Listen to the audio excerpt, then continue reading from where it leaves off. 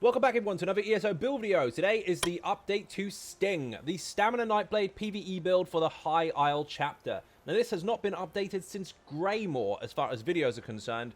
Although it's been updated on the website, stats and gear and all that kind of stuff, this hasn't had a video since then. And it's still very, very strong. The whole purpose of this build is to be simple to use for the everyday player, but is capable of all content in the game, regardless of how good or bad you are.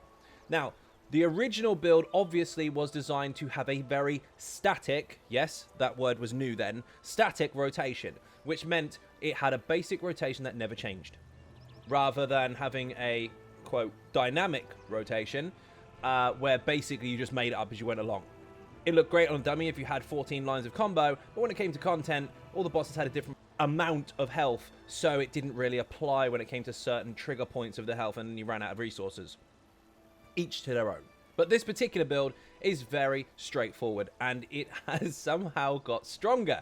Now, I know lots of people assume that obviously High Isle made us lose DPS, which is really fucking stupid.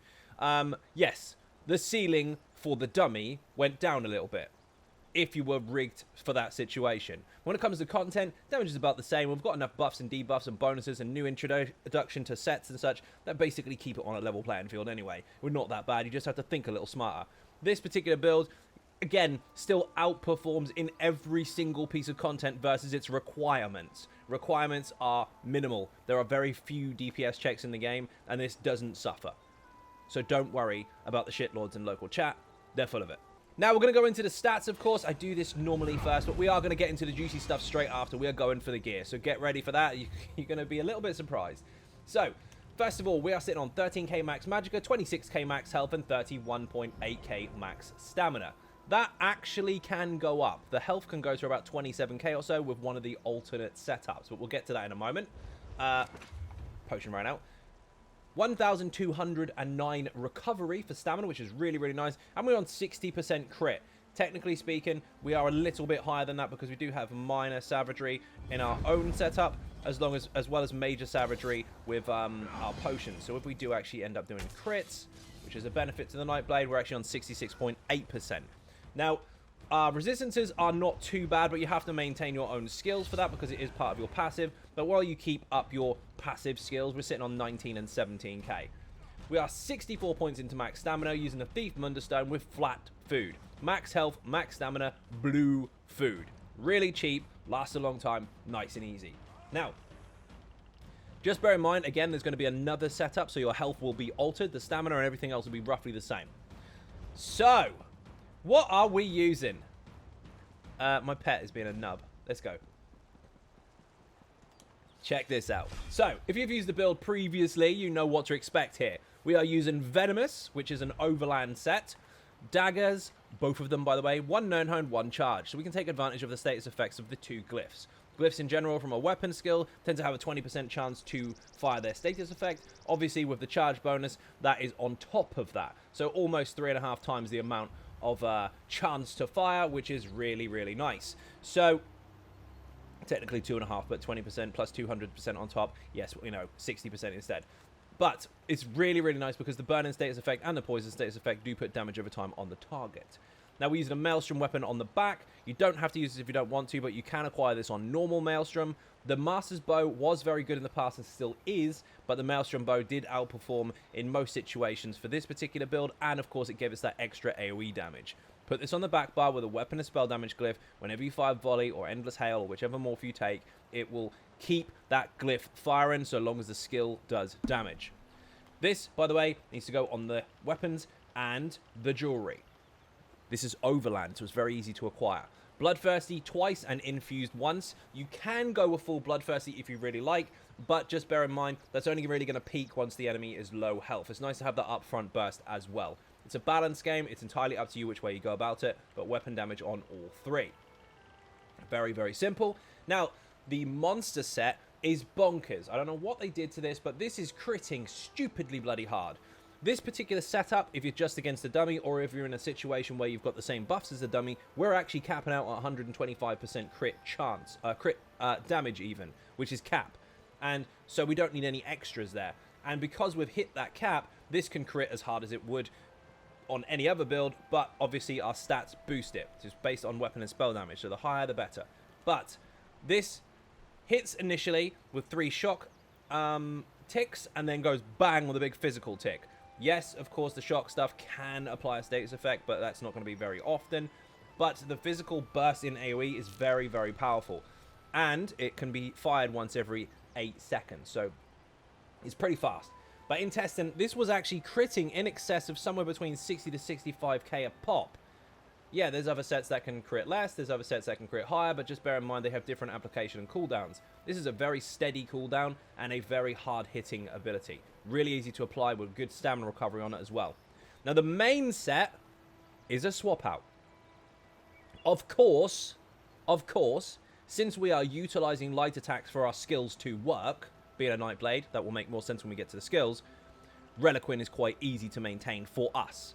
Other people might struggle. If you're using a Nightblade and you're taking advantage of the Spectral Bow, you are light attacking, so therefore you get this set basically for free.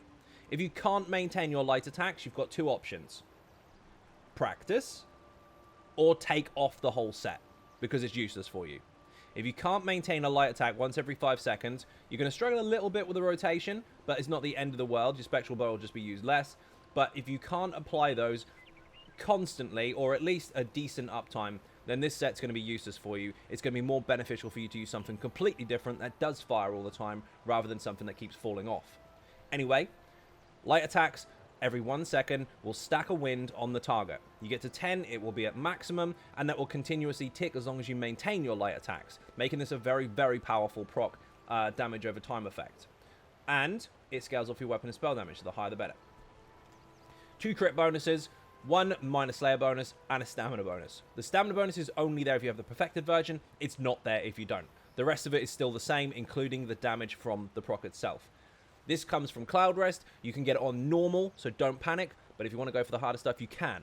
There's no shame in not having perfected. It's just 1k stamina, that's all. Now, the swap out. Obviously, divines on everything, stamina on everything. The swap out, by the way. Oh, and one more thing. This is light. The monster helmet is light. To add the extra pen and to add the extra mag recovery, we are using mag skills. Slightly different to the previous setup. The other variation is going to shock the crap out of you if you've never even considered this before. Nightblades are designed to finish. They are designed to finish the fight. Unlike the Templar or the two-hander skill line, or even any other class, they are designed, kind of the Sorcerer as well, but they've got more upfront stuff. They're designed to finish the target off. Their execute kicks in very, very low health. 25% and under. Two-hander executes, obviously 50% and under. Jesus Beam, 50% and under, although you don't really want to use them there. Want to use them a bit lower because they scale. You've got Poison Injection and stuff like that. They all tend to scale from the mid-area downwards. Now, there are a couple of exceptions for that. Obviously, the Sork, but again, they've got upfront burst from their passives. And then also dual wield, but again, you've got the bonus to CC, extra damage there. You've got that burst along the way. But the Nightblade excels at low health. So you're likely to be the one getting the kills. You don't have to have loads of upfront. It's nice to have continuous damage, but you excel at execute. Very low health, kick in, very hard hitting. So, if you get the kills, you get rewarded. So, you can run a full Overland set with a monster set if you want. So, you go Tempest Island for the monster set, go normal Maelstrom for the bow, Overland for Venomous, and then Overland again. Yes, you can buy Overland off the market for Deadwater's Guile. This will give you weapon and spell damage, which is great. We need that. Weapon and spell damage again. Great, we need that. Max health, making us chunkier, and max stamina. Nothing on that set is a negative. And then whenever you kill an enemy, you gain 15 ultimate with no cooldown. So if you run up to a big group of enemies in your group, there's loads of damage over time going off, things are about to die, stab him, stab him, stab him. 15, 15, 15. All day long, which means you can spam your ultimates. This gets even more mental when you get into combat and actually read up or understand the rest of the passives that are going on here. So we're now going to get into the skills, but I'm going to explain these a little bit ahead of time. So I'm going to go straight for the ultimate. Usually most people would put Dawnbreaker on the front bar. Reason being is, of course, this will give you your 300 weapon damage if you use it. Weapon damage and spell damage. It does damage, of course, damage over time, but most people use it for the passives, which is over here. So the Fighters Guild skill line. I know people switch off halfway through information, so I'm getting there quickly today. We're going to explain everything, but I'm getting to the point, because otherwise people will miss this. And they go, why do you use that for? 3% increased weapon and spell damage. Great, for being slotted. Perfect. And if you kill an enemy, you get 3 ultimate. Nice. Well, I mean, you've got that with your Beast Trap anyway. Yes, the weapon and spell damage does stack for just being there, but instead of having the 3% increase, which you can choose to have, I'm just going to allow the extra ulti, 3 per kill. On top of Dead Water, 15 per kill. On top of this, 10 per kill. That is correct. As well as your everyday ultimate regen and your potion passives that we'll get into later, you are getting 28 ultimate for every single thing that you finish. So it doesn't matter how much damage the rest of the group is doing, as long as you get the kill, 28 ulti. And if you're using this on the back bar, Shooting Star, every enemy that you hit initially with this gives you 12. So if you've got a group of 10 and you drop a Shooting Star, you get 120 ultimate back instantly. You only need 80 more ultimate. Your potion passive will give you 20 instantly. So now you only need 60. And technically, you only need 2 kills, which is 28 plus 3 recovery from your light attacks that are already going off. Drop a meteor, kill 2 things, you can drop another meteor. Just like that. Absolutely bloody bonkers. Anyway, we're going to get into more details now about where they all come from and how they work and all that good stuff. So, Deadly Cloak is a choice. This comes from Dual Wield skill line. It is the 4th ability to unlock. Starts off as Blade Cloak. Use it as Deadly Cloak. This will actually give you protection against area of effect abilities, obviously giving you a 20% reduction to area of effect attacks, but at the same time it does damage every 2 seconds in area of effect, and that is within a 5-meter radius. So short meter radius, but it's really, really nice, hard hitting, good physical damage, and because it counts as area of effect weapon skill application, your glyphs will still fire when you're on the back bar, as long as this is continuing. If you don't want to use this because you find it too expensive, you can of course put on Rain and Slashes instead. The benefit to this is it's a single target damage over time, so if the target moves, obviously it will stay on it.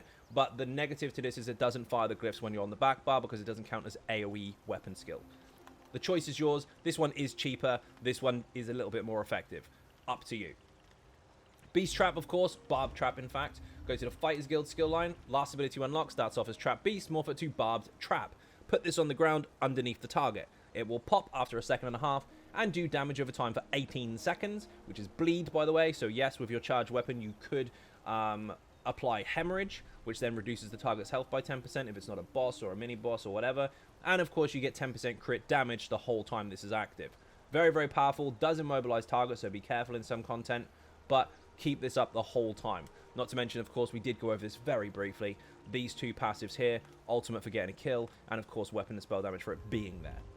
Merciless Resolve. Yes, I know lots of people like to use the other version, but I mean, with the hybridization of skills and stats and how they actually scale now, there is no need for us to have to use the other one. This will actually give us a benefit. It gives us 40 seconds worth of this buff.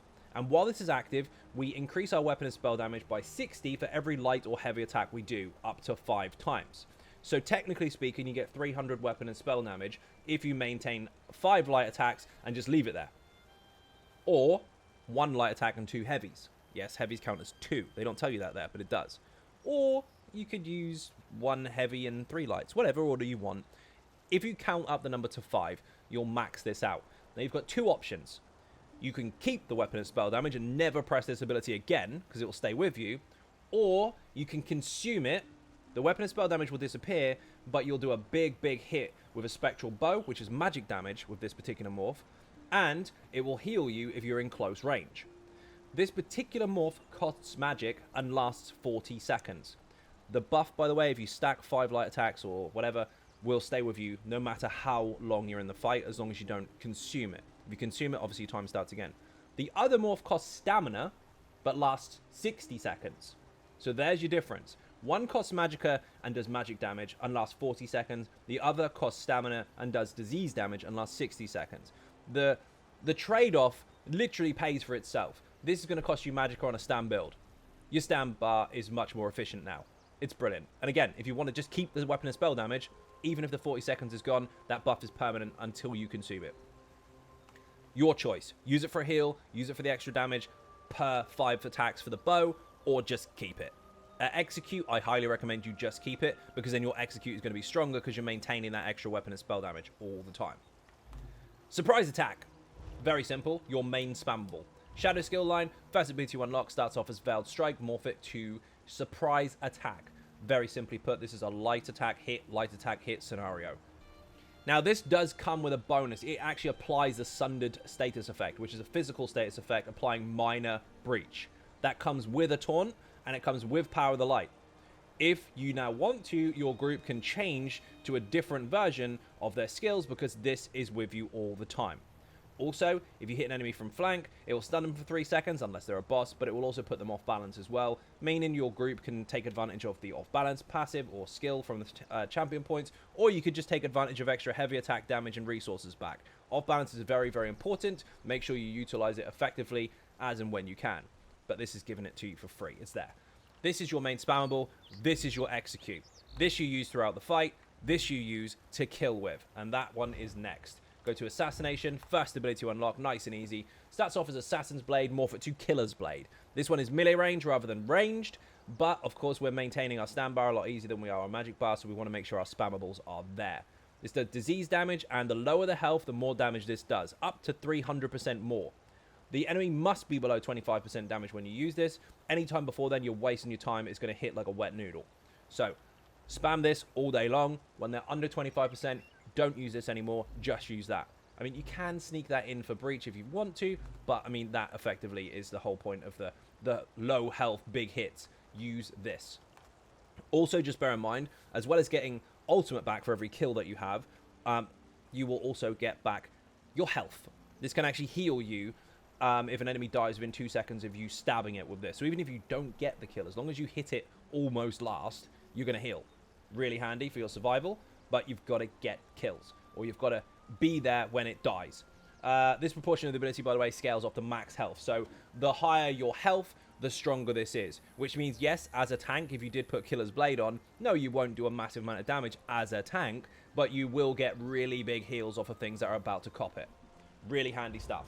Now, the ultimate, why we're not using Dawnbreaker, we're using Soul Harvest. Most people on a Stand Blade would use Incap, which is the other variation of this, which does disease damage. Well, we don't really care about the disease damage because magic, disease, physical, bleed, they're all the same. The only difference is the status effect because of the way the stats have been consolidated. So it doesn't matter. Our pen is equal across the board, so it doesn't matter again. So technically, this does the same as Incap does. It hits with initial damage and increases your damage on that target by 20% for 6 seconds. But it also afflicts them with Major Defile, which is a benefit to the other version as well anyway. But instead of having that Wicked Flip and Stun, which we don't need in PvE anyway, we actually benefit from 10 ulti per kill as long as we're on this bar. As long as this is slotted, as long as we get kills on this bar, 10 ulti per kill. Stack with Dead Waters, stack with your passive stuff, stack with your potions. This is bloody nuts. So keep that on all the time. Utilize it as much as you possibly can on single target. When it comes to big pulls, use your back bar one. We'll come to that in a moment. Echo and Vigor, I still recommend for everybody to use as and when you can. Yes, you can use the other, more selfish version, which is basically a single target heal for you over time. It's 5 seconds, roughly the same sort of heal, but it's faster paced. This one here is extended. It's every 2 seconds instead of every 1, but it does affect your group as well. So you can be that person that goes, hey, everybody have a great heal. This is for you and them. If you want the other version, again, you can do, but most people tend to run out of resources using that because they try to spam it too often. Again, it's heal over time. Don't spam it. Just let it run. Because this is a stretch duration and because this helps your group as well, this tends to be more effective over time for your resources because you're less likely to spam it in emergency. Poison injection. Of course, we are using a bow. Yes or no? Oh my god, using a bow. Oh my god, it's so 2015. Shut up. Stop pretending you understand the game. Poison injection. Starts off as poison arrow, morph it to poison injection. This will escalate the lower the health of the enemy. It's single target poison damage over time with an initial hit, which is very nice. And it can apply a poison status effect if you're lucky, although we've got that covered on the front bar. But the lower the health, the stronger this is. So this will help push the enemy down to lower health, and this will help them finish it. Really handy stuff. Now, Consuming Trap is obviously very, very strong. It always has been, ever since they made it give you back resources. But basically, if the enemy dies, and they will, because you're killing stuff, remember, you will get back 20% of all 3 resources. It doesn't say 20% anymore, it just tells you flat stats, which is handy, but that's what it is. So every single kill that this is attached to will give you back almost 5k health. That is a heal that can crit. Almost 2.6k magicka and almost 6.3, almost 6.4 in fact, stamina. That is basically potions on tap. It's bloody mad. So keep this on multiple targets, kill them all, and get all your bars back. Also, just bear in mind, this does scale off of your max health, magicka, and stamina. Like I said, it's 20%. Damage over time, costing magic, doing magic damage, happy days. Yes, of course, that also does mean that on the front bar, where your charged weapon is, this could, if you're really lucky, apply minor magic still, which is quite nice. Now, Dark Shade, our pet, you only need to cast this once every 20 seconds because, surprise, it lasts 20 seconds. And again, this costs magicka. Starts off as Summon Shade, morph it to Dark Shade. Not the other one, because that makes you teleport around the room. Apply this, it will hit the target, and it will then die after 20 seconds. You can reapply it. Or you can reapply it over top of itself, and it'll start again. Just be careful, it's expensive. It will do damage, obviously, to the target, but it does do area effect damage as well. It does wicked spins, and it causes minor maim to the target, reducing the amount of damage they can do for 4 seconds by 5%. So it's beneficial across the board. It does damage, it costs magicka, so our stam resources are great, and it applies a debuff. Yes, you may already have the debuff in the group, but it's there on tap anyway.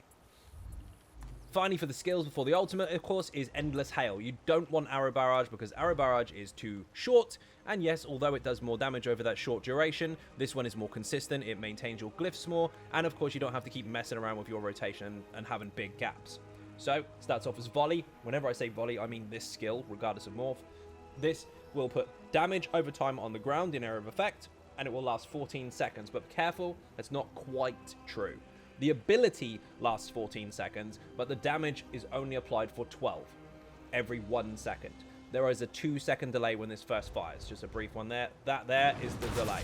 Then when it lands, then the damage kicks in. Just bear in mind also, it is an insta-cast ability, so while the dramatic animation may look cool, you can bar swap it, and it still fires. Now the ultimate. Shooting Star is broken as hell. They need to change it. I'm being as upfront as I possibly can. It is too strong versus any other ultimate actively being used. So it lands, it does big damage, in fire damage by the way, which is one of the easiest damage types to buff in the game. It knocks the enemy down if they can be knocked down. It puts 13 seconds worth of damage over time underneath them in fire damage, which is incredibly aggressive. And you get 12 ultimate for every target hit. It's cheaper than most really big ultimates for classes. It's cheaper than most other skill line ultimates, including Warhorns and stuff like that. And you get so much back for using it, plus it hits stupidly hard. It's got everything you need. I don't know why this has been overlooked for so long. But since it has been overlooked for so long, and it hasn't been changed, and they do still want to allow us to abuse the crap out of not really making any choices, use it. It's incredible. Drop this, gain loads of ulti back, and then, I mean, it's your choice. You can swap to the front and use your Soul Harvest and get 20% increase the damage on the target you just hit, because you will. Or you can just fire it, swap, kill loads of stuff, utilize the initial hit plus the kills for loads of ulti gain, and then drop another one, and you get the idea. Rinse, repeat. It's stupidly powerful. Use this all day long if it's a big, big pull, or use this if it's a single target, or combine the two. If you drop this and pop the potion, you're pretty much about to use this halfway through anyway. Crazy skill. In a game that promotes choice, we're sticking to this. Crazy. Passives. Let's go. So, assassination passives. This increases your physical and spell penetration against targets you are flanking. So yes, behind targets you have higher penetration. And also this increases the duration of stun from sneak. That is handy in some situations, but for the most of the time, ignore that part. It's just the pen. Get behind the target. Or flank them. When an enemy dies within 2 seconds of being damaged by you, you restore magicka and stamina. So, like this here, if this is used within 2 seconds of it dying, you heal, and at the same time, you get both resources back as well. At the same time as getting resources back from this for getting the kill in the first place, you get the idea. Resources are not a problem. Increases your weapon and spell damage. Increases your weapon and spell crit ratings by 438 for each assassination ability slotted. So what you have to consider here is this ultimate, this skill here, and this skill here. They all count. That's 3, pushing that to 13, 14. Now, just so you understand how this works, because digits are confusing, they give us numbers for crit when they mean percentage. Still a thing they haven't changed, but basically 219 is 1% crit chance. There you go. Keep that with you. I'll take that with you even. Increases your critical damage by 10% all the time, just for having assassin ability slotted. So front bar we have 3, and the back bar we have none. So stay on the front bar as much as you can. Don't hang around on the back bar if you don't have to. And also, just bear in mind, this is also going to give you and the group minus savagery if you apply a crit. I tried to show you that at the beginning. You will get 13, 14 for 20 seconds for you and the whole group just by critting. So maintain that, obviously, and you're done. Really easy to do because we crit all the time. We've got nearly 70% crit in a trial group. Or in a group with other classes, if you like, for Sorcerer. Increases your health and stam and magic recovery. Great, get it. Casting a shadow ability gives you major resolve. So if you use surprise attack all the time, or you keep your pet up, because obviously that's when you first apply it, you will actually get a resistance buff. This is increased by 25% for each heavy armor piece equipped. We haven't got any at all, so we get 6 seconds every time you apply this. So during execute, if you want to, you could sneak this in every so often to maintain that buff. But if you've got a warden in the group, it's irrelevant anyway, because they can give you the resistance buff for the group. 3% increase to max health per ability slotted on this bar. So we have 1 on the front, 1 on the back. Maintain the same bonus on both bars. Happy days. This increases the duration of your non-invisibility based shadow abilities. Make sure you get that as well. Obviously, we're not using stealth, but we're using other stuff. Now, Siphon is very important for your ulti regen, but we're not actually using any of these abilities. You can, if you're struggling with resources, choose to use Leech and Strikes, which means every time you light attack or heavy attack, you'll get health and stamina back, and then you can reapply it and take whatever's left in the pot at the time. This has been used on the build in the past. It's quite nice for your survivability, but generally speaking, it's not really necessary for us anymore. But if you want to, you can still use the old variation of the build. You can still put this in instead of your pet, or instead of Consume and Trap. Maybe you just stagger these two. The choice is yours. If you want to, you can apply this every 20 seconds, and then Leech and Strikes every 20 seconds, technically meaning you stagger it and use one every rotation, then the other every rotation, if you wanted to. But if you can maintain it and you can keep up Soul Trap, it's going to give you more damage, and you shouldn't need this anyway. But if you have these passives, they are very important because you're going to want to use these. This here, after drinking a potion, you get 20 ultimate. Yeah, that's it, just for taking a potion. So you drop a meteor on the enemy, that's 12 ultimate straight away. You take a potion, that puts you up to 32 ultimate straight away, and you've got obviously your basic recovery for ultimate during the fight, which is 3 a second. You drop a meteor on more than one target, you're basically dropping Soul Harvest on the same initial target that you wanted to hit. It's bloody bonkers. So make sure you take potions. They're consumable buffs anyway. They shouldn't be down. But if they are, pop it. Increases your max magicka by 8% for each siphon and ability slotted. Not relevant. We don't have one. Unless, of course, you do.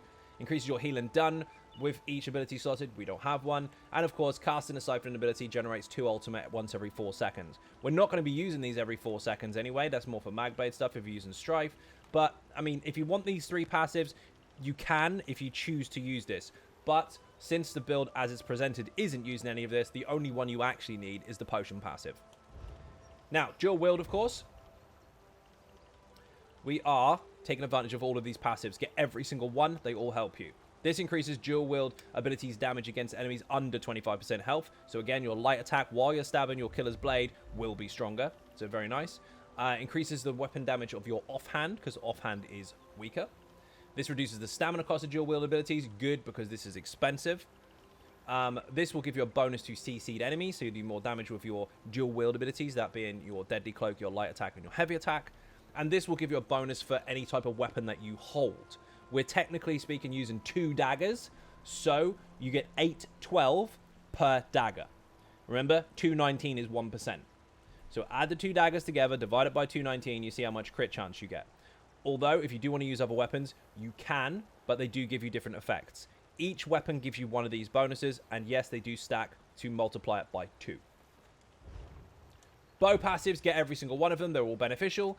This will increase the damage you do at long range. So up to around 20 meters or so, anything over that, obviously, you can still do it. Anything below it, it's a little bit less. You will actually get an increase to 12% damage. So if you are inside mechanics and you are maintaining your light attacks to keep up Reliquin or whatever it is you're doing, so you're still consistently doing damage inside mechanics rather than running away, this will help you a little bit.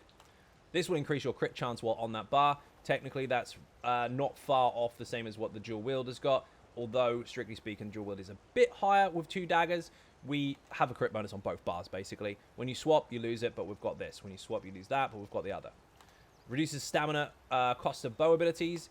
When dealing damage with a light attack or heavy attack, you stack 1 bonus of 5% increase to your bow skills. Every single light or heavy that you do while this is active will add another stack up to 5 times. So technically, yes, you can do 25% more damage with your bow. We're not going to massively take advantage of that overall. Probably going to get 2 or 3 ticks per rotation. But if you're stuck ranged for the time being, you probably can stack it up. Either way, maintain your light attack discipline if you like. If you don't light attack with your bow, you won't get this benefit. It does carry over. It doesn't last very long, but it is very beneficial. And if you dodge roll, you run faster on the bow bar. Light armor, we are using 2 pieces of light, so get every single one of these passives. They are going to benefit you slightly, but it is going to be really nice overall regardless. Reduces the effectiveness of snares, so we're bloody quick, great. Reduces the cost of sprint, awesome. This increases mag recovery and reduction to cost for magicka skills. We are utilizing them. We want to get the cost down so we can use them more often. This will increase your spell resistances per piece worn. This will increase your weapon and spell crit per piece worn. As you can see here, 219 per piece. Yes, that does mean this is a 2% bonus.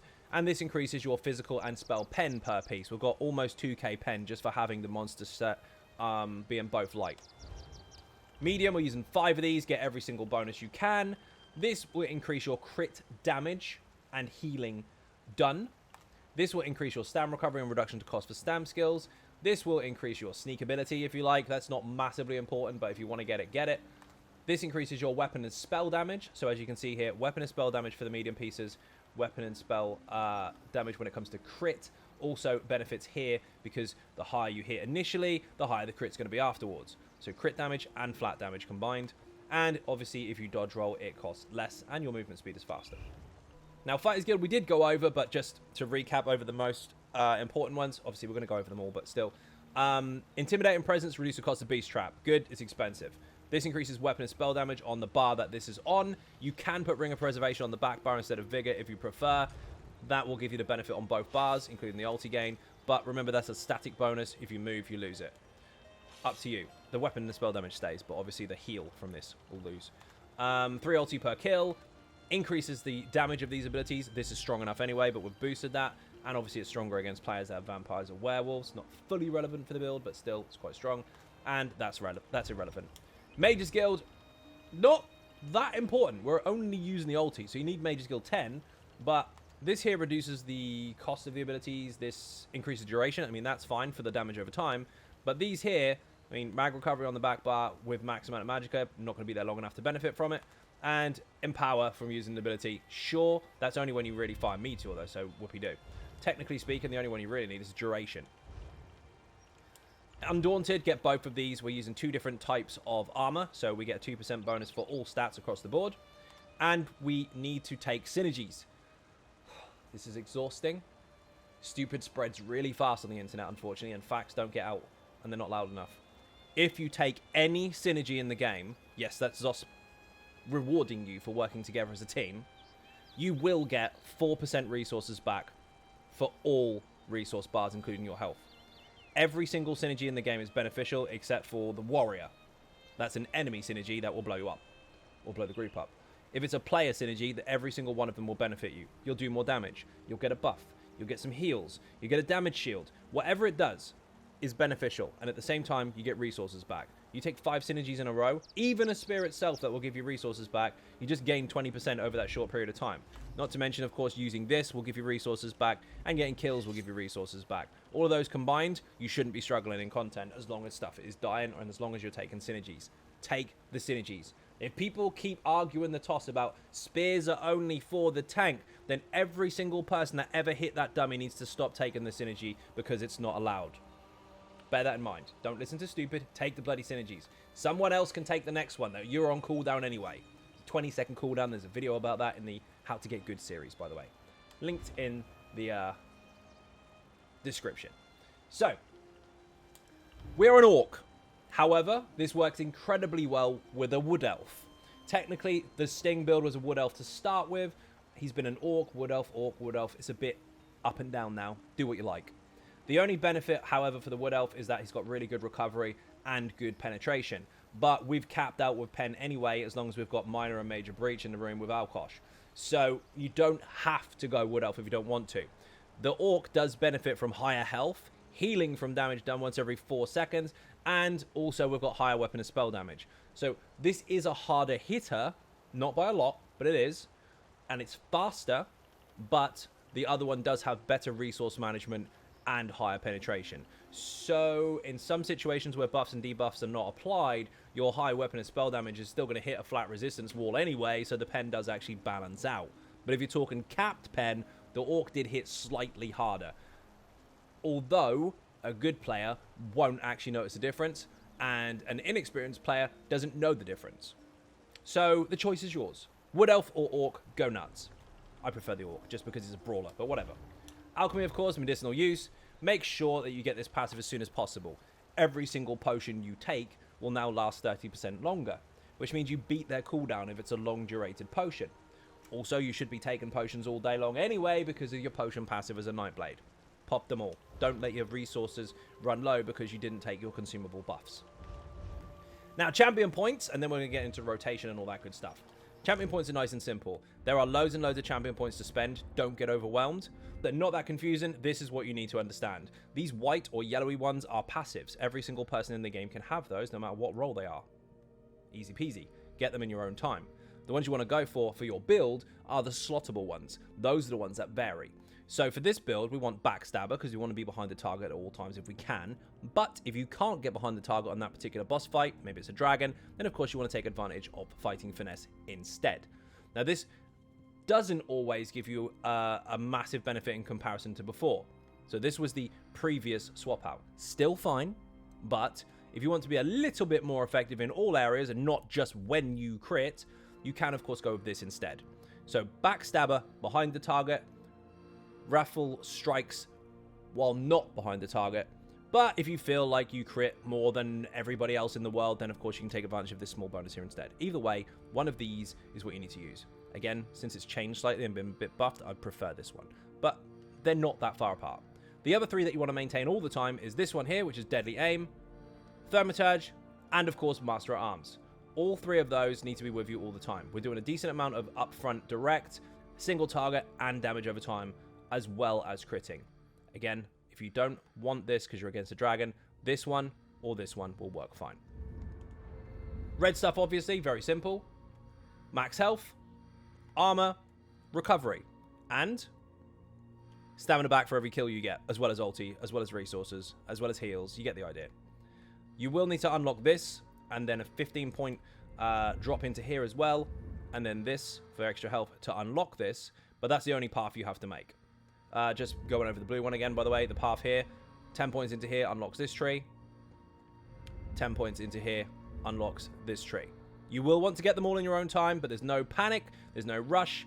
Just get your 4 slottables in first, then worry about maxing out all the passive stuff. Green tree really doesn't matter. None of this is really beneficial in combat as far as your damage output is concerned, or necessarily your resource management, but I'll give you some that you should take with you in content. This will give you higher quality items from chests. This makes your food last longer, so you don't have to spend so much money on food. This has a chance to make your potions not even be consumed, but you still get the benefit. And this will make you run faster between fights. Those 4 I would recommend slotting, just up there, for all-purpose situations, but they don't necessarily really affect your combat performance. Now, rotation. The simple stuff. So, you want a beast trap to be down. Easy peasy. You want your focus to be running. And you want to make sure that your pet is up if you can help it. Make sure you're not aggroed already, otherwise you'll hit someone. As you can see, he won't fight anyone until the fight is active. Now, this is very simple. Deadly Cloak should be up at all times if you can help it, but if you can't, or if you're using Rend and Slashes, obviously that's part of your rotation. So, when you get to the front bar, you want to do this. Light attack, surprise attack. Light attack, surprise attack. Light attack, surprise attack again. Light attack, deadly. Light attack, fire your bow. Light, beast trap, swap. Now, because this is on a bit of a timer here, we're going to make the bow fire, and I'll show you exactly how this works. Light attack 1, you can see it stacked up in the skill there. 2, 3, 4. If you light attack, wait a second, and then fire your bow, that's your 5 light attacks perfectly lined up every single rotation.